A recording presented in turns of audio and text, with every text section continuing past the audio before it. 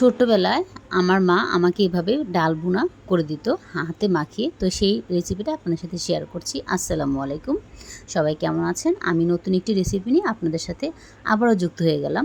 তো এখানে আমি দিয়ে দিচ্ছি রসুন, কাঁচামরিচ, পেঁয়াজ, আর এখানে মসুরি ডাল আগে। আর আমি এর পুরো রেসিপিটা করছি লার্কি চুলায়, মজাদার। তো ভালো মতো এটা মাখিয়ে চটকিয়ে নিব। তো দেখতেই পাচ্ছেন কীভাবে মাখিয়ে মুখিয়ে নিচ্ছি। তারপর আমি এখানে দিয়ে দেবো হলো অল্প পরিমাণ, মানে এখানে পেঁয়াজ আর রসুন কুচিটা বেশি দিতে হবে। তো দেখতেই পাচ্ছেন এখানে আমি স্বাদ পরিমাণ লবণ দিয়ে দিলাম। তো লবণ আমি ফার্স্টে অল্পই দিই, কারণ আমার এটা অভ্যাস লবণ অল্প দেওয়াতে। আপনারা স্বাদ পরিমাণ লবণ দিয়ে দেবেন। তারপরে দিয়ে মরিচের গুঁড়া। বিশ্বাস করেন ভাই, এভাবে যদি আপনারা রেসিপিটা করে খান, এতটাই মজা, মানে সেই লেভেলের মজা। তারপর আমি দিয়ে দিচ্ছি হলুদের গুঁড়ো আর তেল। ভালো মতন মাখিয়ে নিচ্ছি। এটা যত মাখাবেন তত এটার স্বাদ দ্বিগুণ হয়ে যায়। একবার এভাবে খেয়ে দেখেন, আসলে অনেক মজা। আমার আম্মু ডাল ভুনাটা এইভাবে করে। তারপর আমি বসিয়ে দিলাম চুলায় পরিমাণ মতন পানি দিয়ে।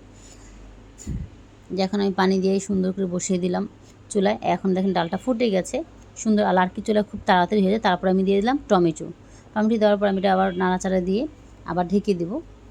এটা কিন্তু বাগার দিয়ে বসাবেন, একদম ডাল, তেল, মরিচ, পেঁয়াজ সব কিছু দিয়ে মাখিয়ে বসাবেন। এই যে দেখেন ডালের কালারটা কি সুন্দর আসছে।